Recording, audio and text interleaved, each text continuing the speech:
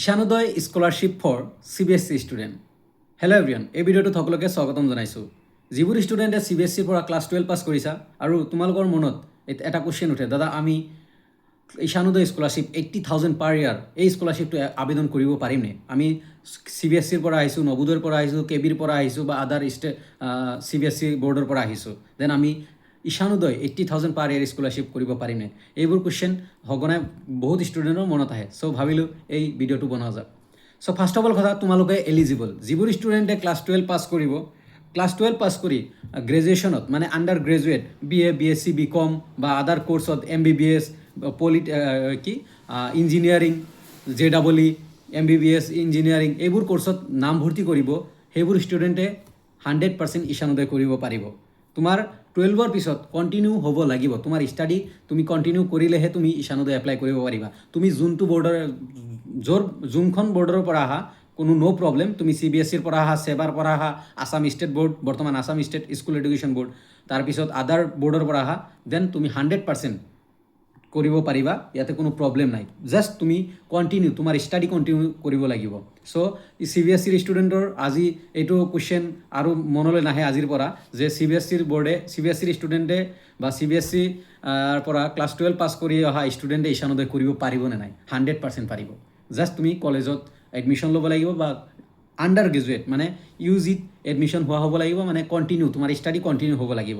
Okay, ডিগ্ৰীত পঢ়ি থকা হ'ব লাগিব, যিকোনো ডিগ্ৰী, BA হ'ব পাৰে, BSc হ'ব পাৰে, BCom হ'ব পাৰে, তাৰপিছত MBBS হ'ব পাৰে, ইঞ্জিনিয়াৰিং হ'ব পাৰে, এটচেট্ৰা। এতিয়া আহিছোঁ পাৰ্চেণ্টেজ কেনেকুৱা কাট অফ যায়। চ' যিবোৰ ষ্টুডেণ্টে এপ্লাই কৰিম বুলি ভাবিছা ঈশানোদয়, পাৰ্চেণ্টেজ কাট অফ 80 আশে পাশে কাট অফ যায়। 80ৰ ওপৰত যিমান ষ্টুডেণ্ট আছা, 80ৰ ওপৰত মই প্ৰিফাৰ কৰিম, 80ৰ ওপৰত যিমান ষ্টুডেণ্ট আছা তোমালোকে ঈশানোদয় এপ্লাই কৰিব পাৰা। যিমান পাৰ্চেণ্টেজ হাই যাব, তোমাৰ যিমান পাৰ্চেণ্টেজ ওপৰলৈ যাব, তোমাৰ সিমান চান্স বেছি থাকিব চিলেক্ট হোৱাৰ। টোটেল নৰ্থ ইষ্টত, হোল নৰ্থ ইষ্ট মিলি 8খন ষ্টেট আছে, 8খনৰ টোটেল 10,000 ষ্টুডেণ্ট চিলেক্ট কৰে। ছায়েন্সৰ 5,000, আৰ্টছ কমাৰ্চ মিলি 5,000। ছায়েন্সৰ যেনে BSc MBBS ইঞ্জিনিয়াৰিং এইবোৰৰ 5,000 চিলেক্ট কৰে, আৰু BCom তাৰপিছত BA মানে আৰ্টছ সেইবোৰৰ পৰা 5,000 চিলেক্ট কৰে, টোটেল 10,000 চিলেক্ট কৰে। এতিয়া ডকুমেণ্টছ কি লাগিব? First of all PRC mandatory. আৰু এটা কথা মই নিশ্চয় জনাব লৈছোঁ, বহুত ষ্টুডেণ্ট CBSE CUT দিছা, বেলেগ ষ্টেটত চেণ্ট্ৰেল ইউনিভাৰ্চিটিত পঢ়িব যাবা, বেলেগ ষ্টেটত যাবা, অৰুণাচলত যাব, কিছুমানে মেঘালয়ত যাব, নেহুত যাব, বা কলকাতা যাব, মাদ্ৰাজ যাব, IITত যাব কিছুমানে। দেন তোমালোকে পাৰিবানে নাই? অসমৰ বাহিৰত গৈ আছা, 100% পাৰিবা। তুমি দিল্লী ইউনিভাৰ্চিটি যোৱা, য'ত যোৱা, ন' মেটাৰ, তুমি তোমাৰ ষ্টাডি কণ্টিনিউ কৰি থাকিলে 100% কৰিব পাৰিবা। তুমি আদাৰ ষ্টেটত গ'লেও কৰিব পাৰিবা, তুমি অসমৰ ষ্টুডেণ্ট, বিকজ অফ মানে তুমি অসমৰ ষ্টুডেণ্ট সেইকাৰণে, বা নৰ্থ ইষ্টৰ ষ্টুডেণ্ট সেইকাৰণে তুমি এপ্লাই কৰিব পাৰিবা। তুমি য'তে পঢ়া তোমাৰ কণ্টিনিউ হ'ব লাগিব। চ' PRC মেণ্ডেটৰী, একদম মেণ্ডেটৰী বুলি ধৰি লোৱা যে PRC মেণ্ডেটৰী। আধাৰ কাৰ্ড, তোমাৰ আধাৰ কাৰ্ড মেণ্ডেটৰী, আধাৰ কাৰ্ড লাগিবই। আধাৰ কাৰ্ড, তোমাৰ আধাৰ কাৰ্ডৰ লগত বেংক একাউণ্ট লিংক হৈ থাকিব লাগিব, যিকোনো এটা বেংক একাউণ্ট, তোমাৰ বেংক একাউণ্ট লিংক হৈ থাকিব লাগিব। তাৰে পিছত most important income certificate, latest income certificate, তোমাৰ ঘৰৰ income certificate means family income certificate লাগিব। আৰু ইনকাম কিমান লাগিব? বিল' 4.5 লাখ। তোমাৰ ঘৰৰ ইনকাম বিল' 4.5 লাখ হ'ব লাগিব। চ' PRC গ'ল, আধাৰ গ'ল, বেংক একাউণ্ট গ'ল, আৰু বেংক একাউণ্টটো আধাৰৰ লগত লিংক হৈ থাকিব লাগিব, ইনকাম চাৰ্টিফিকেট। তাৰে পিছত লাগিব তোমাৰ মাৰ্কশ্বিট, 12ৰ মাৰ্কশ্বিট লাগিব। 12ত তুমি যে ফাইনেল এক্সাম দিছা তাৰে মাৰ্কশ্বিট লাগিব। তাৰে পিছত এখন এফিডেভিট বনাব লাগিব। যেতিয়া তুমি এপ্লাই কৰিবা সেইটো এনেক্সাৰ মই দি দিম, টেনশ্যন ল'ব লগা নাই। এখন এফিডেভিট লাগিব। তাৰে পিছত কলেজৰ পৰা, যোনখন কলেজত পঢ়ি আছা সেইখন কলেজৰ পৰা বনফাইড আনিব লাগিব, এখন বনফাইড, তুমি যে সেই কলেজৰ ষ্টুডেণ্ট, সেই কলেজ UGCৰ আণ্ডাৰত আছে, তাৰপিছত নাকে গ্ৰেড দিছে, কি গ্ৰেড দিছে, সেইবোৰ ফিল আপ কৰি আনি এখন বনফাইড আনিব লাগিব।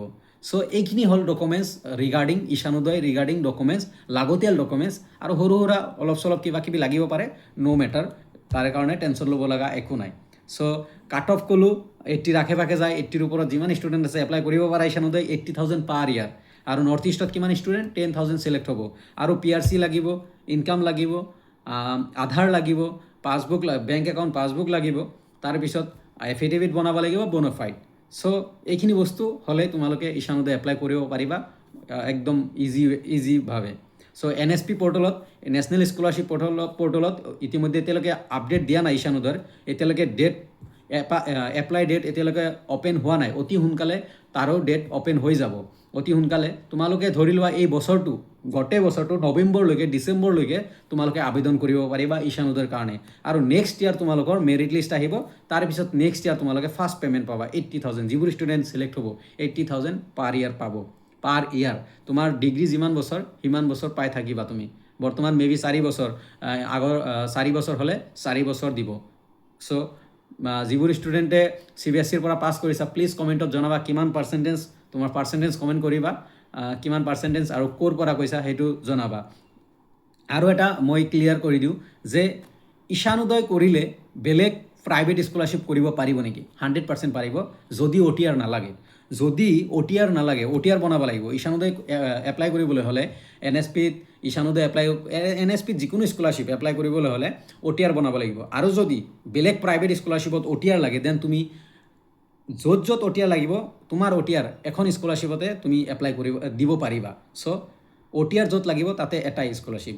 বাকী প্ৰাইভেট য'ত OTR নালাগে, তুমি যিমান পাৰা ইচ্ছা কৰিব পাৰা। ধন্যবাদ।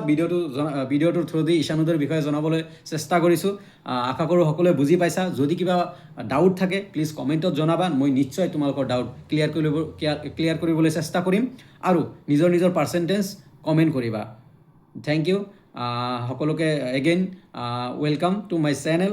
মোৰ পৰিবাৰলৈ বা মোৰ ফেমিলিলৈ স্বাগতম। ভিডিঅ'টো ভাল লাগিলে লাইক, কমেণ্ট, শ্বেয়াৰ কৰিবা, যাতে সকলোৱে কথাখিনি গম পায়।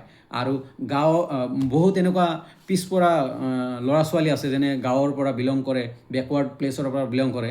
ভাল পাৰ্চেণ্ট থকাটো এই স্কলাৰশ্বিপসমূহ কৰিব নোৱাৰে। চ' সেইকাৰণে মই অলৱেজ কৈছোঁ, চ' তোমালোকে পাৰিলে ভিডিঅ'টো শ্বেয়াৰ কৰিবা। ধন্যবাদ।